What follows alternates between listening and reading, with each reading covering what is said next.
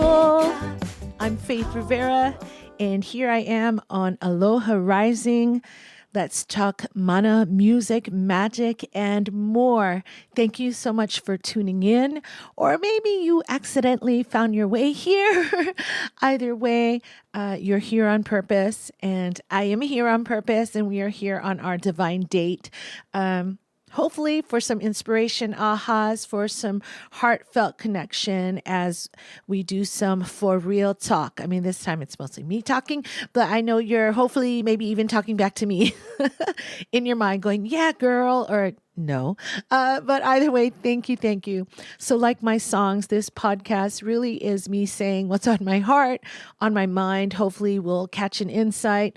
And like my songs, I know these podcasts are going to be about teaching myself some things too, getting deeper with all these things that matter to me and hopefully matter to you. So whatever I say to you, believe me, I'm saying it to myself, and we are in this together. So yes, this is my very first show. And let me tell you, I was honestly overthinking it. and I think that's why I've delayed recording it, because I'm like, well, I need like the best guest. I need like fancy lighting. By the way, do you see my lighting?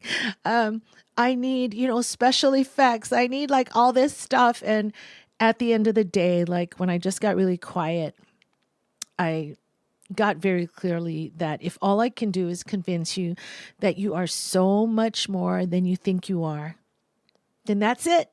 Home run, my homework is done. And I don't need a single prop or special effects or a guest to tell you simply that you are so much more than you give yourself credit for. You're just so much more than you think you are. And that you are loved, truly loved, just because you are the beloved. So this thing that I've been learning, and I'm still learning about you and I being way more than we think we are.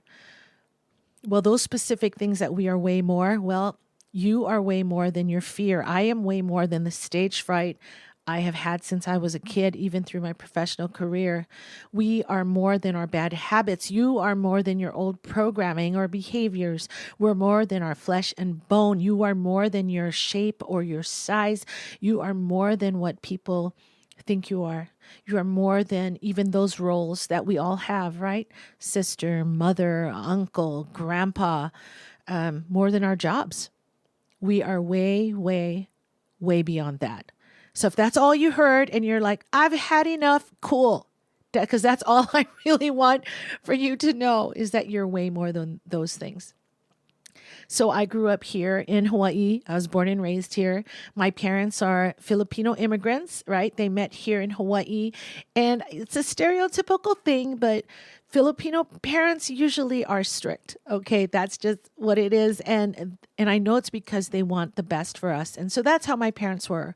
But sometimes, gosh, in that strictness, in that pressure of wanting so much for your kids, and let me just speak for me because I don't know about everybody else, but I ended up feeling judged or criticized. And so I found myself through my whole childhood, even as I got even older, that I really was doing things not only to please others, but maybe even to impress them. And maybe way behind there, it's like, maybe getting approval and love, is really what it was. So for me, I was the good student. And not only that, I stayed in piano, though truth be told, you'll hear on another show that I tried to quit piano like everybody else. But anyway, so, I did what I was told. And I also did a lot of service for the school. I became the president of my school. And also on top of that, I, did all the talent shows. I won the talent shows. And I was just so busy in my service to others and in projects and shows. I even won at our school, it was the Spirit of the School Award called the AMER Award. And, I really was honored to get all that. But let me tell you about this one big aha that happened at that young age. So here I am at my big graduation party. Because by the way, here in Hawaii, they just do these parties really big, like your first birthday. Yes, even your graduation. So here I was. My parents were so cool. They got a big warehouse. I think there were a couple hundred people there. I am on this stage, right, telling my thank you, sharing my gratitude with everyone. The honest truth is, it was the emptiest feeling I had until, up to that point on this stage, saying thank you and looking at people that I didn't feel I really knew. And so in my busyness to do service and or impress people and or get approval, I didn't actually get to know people. I didn't have real authentic connection. I mean, I loved the girls. I had fun with them, but I'm talking about this deeper, like real connection. There was just a part of me that wasn't fully with them because I was busy on the outside surface trying to do all this stuff. And so it's something I'm still working on. And that's why it means so much to me, this idea of authentic connections. And so I am not my awards. You are not your awards. And man, did I get to keep learning this. So early on in my music career, gosh, yeah, I don't just early on, I had won an Emmy. I got to co-write a song for the soap opera. Don't know if you used to watch it. It's gone now. It's called Forever. It's called Passions. Okay, and it was like a supernatural soap opera where like a doll came to life and all this kind of cool, interesting stuff. But we got to write a song for the character who is being written off, actually. Am I going to tell you this whole story now? No, I'm not going to tell you the whole story. But anyway, so I got to write this song for Passions, and this song ultimately won outstanding original song on a daytime series, and the song was called Forever Near. And so I won this Emmy, like a real Emmy is like right outside there. She's a little rusty, but she's still an Emmy. And so we partied, that night into the morning, and I remember going home, and my friends are so cool. They like decorated our house, with congratulations and all that. And I remember again, I had this moment. I walked in through the door. I'm looking at everything. I'm holding this heavy Emmy, and I'm just feeling like I'm the same songwriter that I was yesterday. And it was just a question of really, what does this mean? And I don't think I had all these thoughts, but it was a feeling of, am I really worth more now, as a person, because I have this object? And of course, the question is no. With that said, I'm all for each of us feeling, what's the word? That satisfaction of getting love and support from our peers and from other people. So I don't want to take that away from everything. But I just want to make it clear, to myself and to you but it's not the totality. It's not who we are. That is not who we are. It's an amazing thing to experience, but it's not who I am.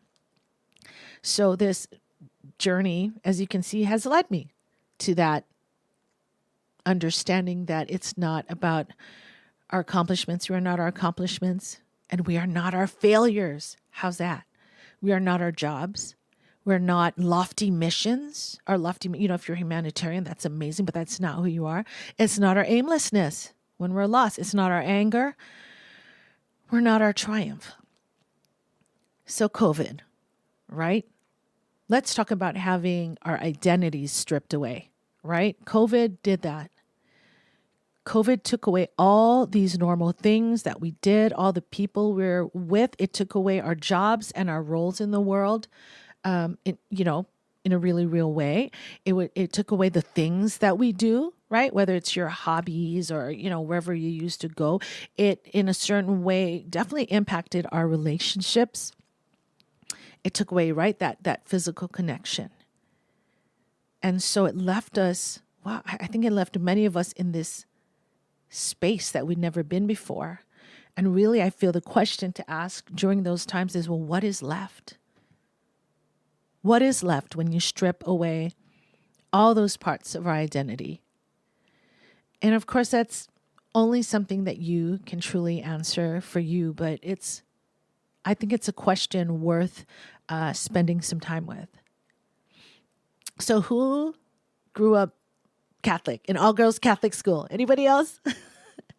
That was me here. Again, my awesome parents, that made every effort, right, to give us the best, sent me to this all girls Catholic school for 13 years. And so I grew up as far as like my spirituality, my religion, learning about Jesus and the Holy Spirit and God in that way. By the time I was in high school, though, I started to doubt it a little bit. I'd be in religions class asking my teacher, and I was really kind of concerned about it. I rose up my hand. I said, what about the poor guy, the poor boy? And that's probably what I thought, the poor boy, which I know he's not poor, but this boy who's in the middle of a jungle who might not have heard the name Jesus, like what happens to them, to him. So definitely there was doubting in high school. And by the time I went to college, I'm going to give Long Beach State a shout out. Woohoo, 49ers. In my classes, when we were reading these existentialist books, I took a quick dip into atheism. And this will probably be another show, but that was yeah, I decided fairly quickly that I liked a world with God or some higher power. I didn't like the idea of random chaos and things happening to me, So anyway, so then I had a slight, short little dip into atheism. And then in my mid-20s, then began to really explore other types of spirituality, everything from more new age to what had become my foundation then of new thought teachings. And for those of you that may not be familiar with that, those are, if in your neighborhoods, if you see any centers for spiritual living, that came from Ernest Holmes, or if you've experienced the Unity churches, this Unity Worldwide movement, those are from the Fillmores, husband and wife team, that really began to open me up of not only who God was or what God is or what, is there a God, answering all those questions, but then which is not the default, but the part that it also ties in is obviously, who am I? Who am I? So I continue to deepen my understanding of the divine. And for me, and I know many of you may be on the same path, that God now is no longer some separate old white man floating in the sky on a cloud. Really nice beard though in those murals. But it's not, God is not that, who's sitting from afar, judging me and deciding my fate. And I'm going to give shout out to Yoda. I wish I had a little Yoda. I do have a Yoda pin outside. But anyway, Yoda from Star Wars, right? He said it best. It's the Force, the source, what the Hawaiians in Hawaiian spirituality call mana, right? The spiritual power, the spiritual energy that is alive in you and me and the rocks and trees and everything. This power that has no beginning, no end. It has no container. It has no boundaries. It's the all in all. And we can even see it in all these indigenous cultures, this idea of a divine spark. And it's not only in everything, but it is the aliveness that's in everything. And it's the aliveness in us, of all that came before us and all that will come after us and beyond. And this it thing is the essence, I believe, of who I am and who you are. We are eternal. We are limitless and a part of the all. Rumi, right? Rumi said this, that you are not a drop in the ocean. You are the entire ocean in a drop. It's like divinity in motion, sparks of the divine, right? And I really feel like we are here to reveal and express that divine part, that thing that has no words, right?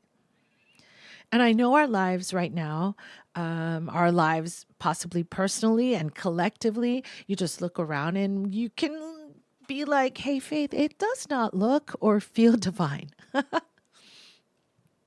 But what if, I mean, just entertain this. What if it's unfolding like it's supposed to?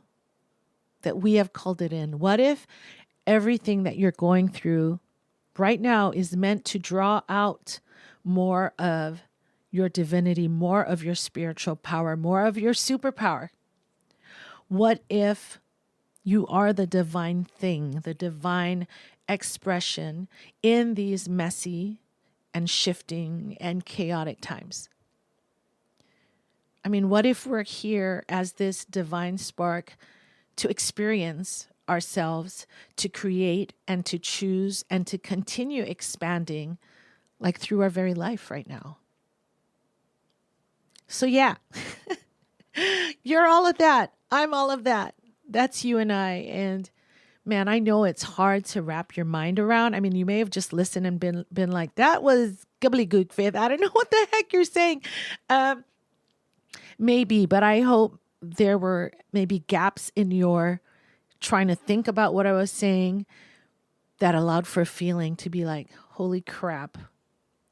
I don't know how to verbalize it. I don't even know how to think about it, but it rang true with you.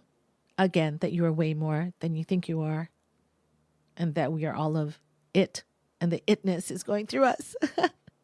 So I'll be honest though, our minds, that are trying to think and figure stuff out and just so amazing at that part of our lives. I don't know that it's our mind that can get it, that can get the fullness, the awesomeness, the magnitude of who you are. So here's the aha. The aha. You know what I believe can get it?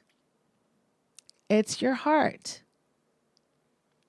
Right here. I'm sorry if you're just listening, you can't see, but you know where your heart is. You can put your hands on your heart and just feel it. I'm sorry, I'm just listening to my heartbeat. Andrew Bennett said the longest journey you will ever take is the 18 inches from your head to your heart.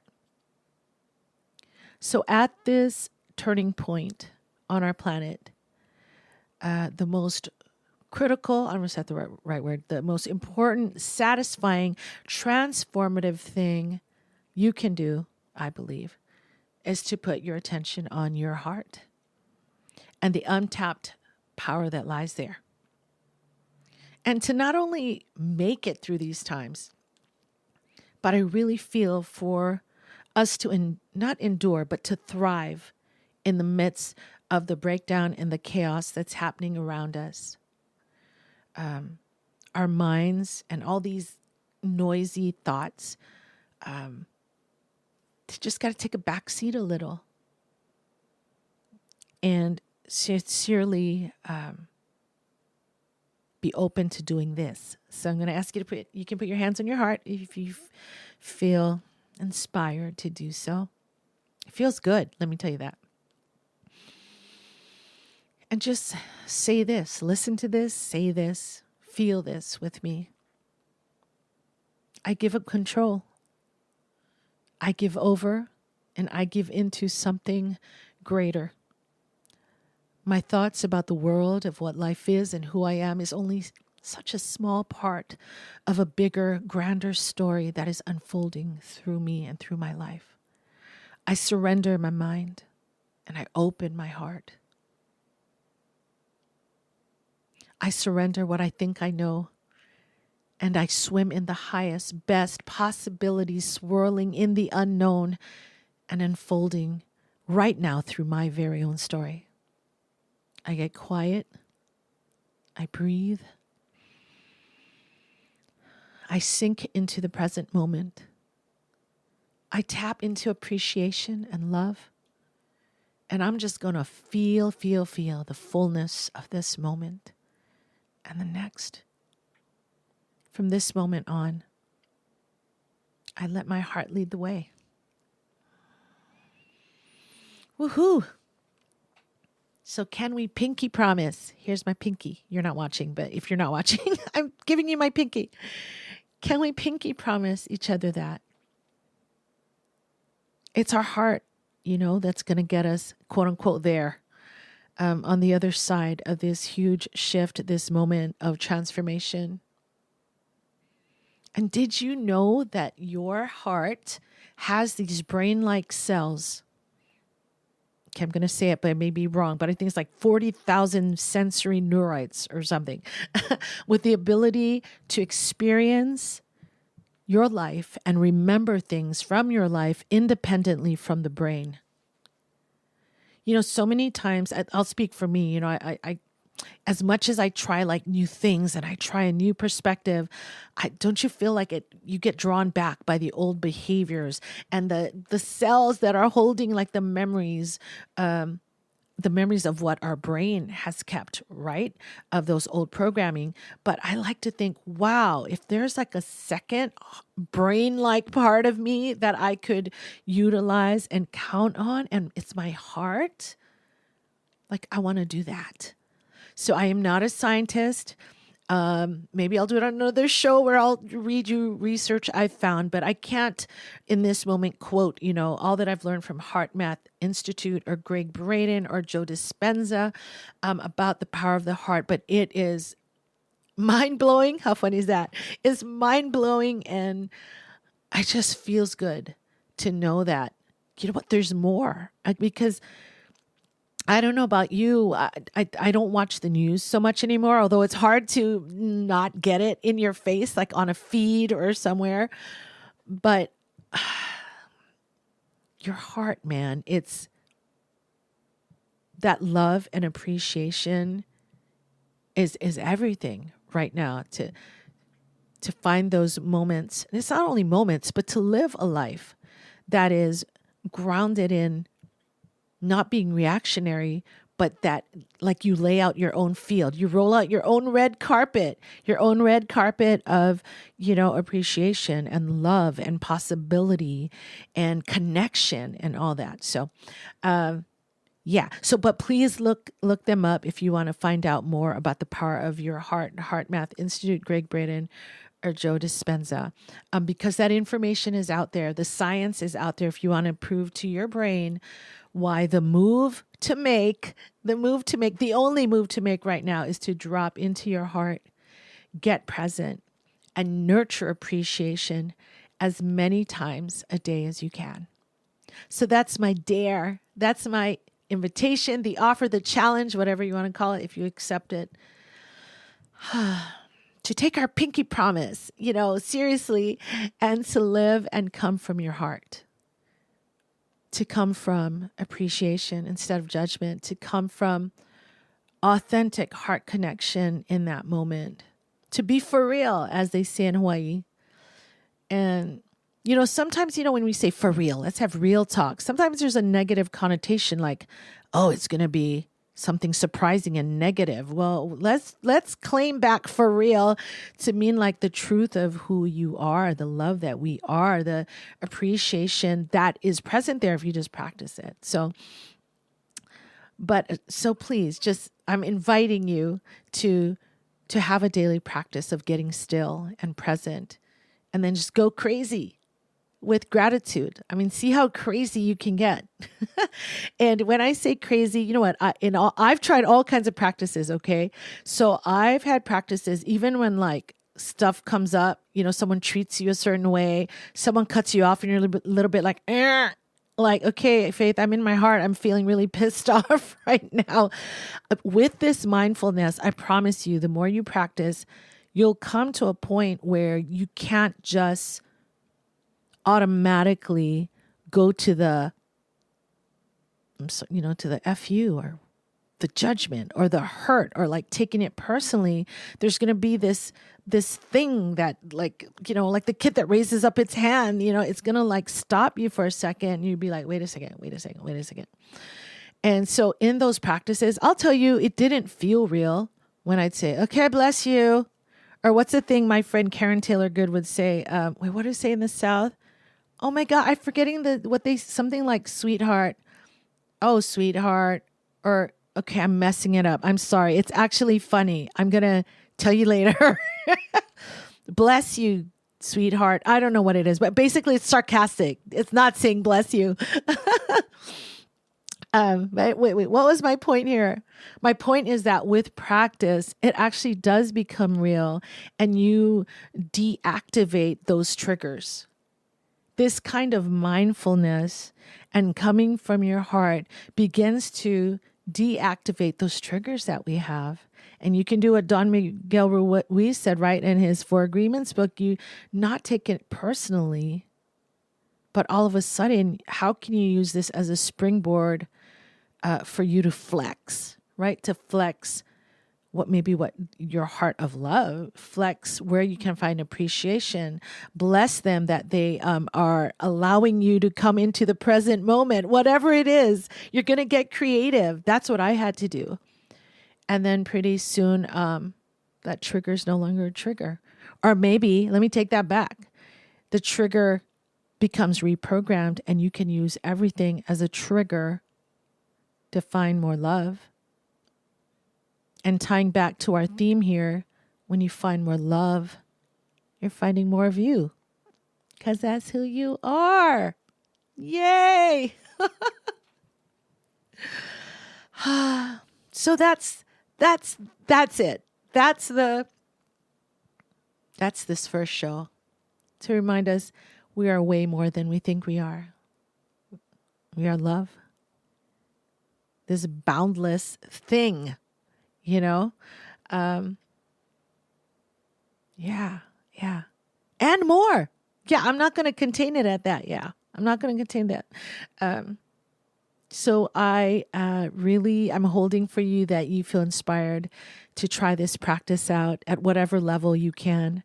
And I promise you're going to feel better and you're going to give yourself more credit because you're going to see yourself expressing in ways that you know are true to who you really are. And we're more than that, even more than that love that I'm talking about. So thank you so much for listening, for showing up, for boldly saying, hell yeah, I'm going to let my superpower of heart-centered living lead the way. High five moment. Ooh, okay, I'm just giving a special effect. High five moment. Yay. So please subscribe, share, and like Aloha Rising if this has touched you in some way. And please let me know how these words are landing in your life and in your heart. So mahalo again. And so for now, you keep flowing, keep growing, keep shining, and keep flying to higher levels of joy and fun. You're amazing. Aloha. Let's go.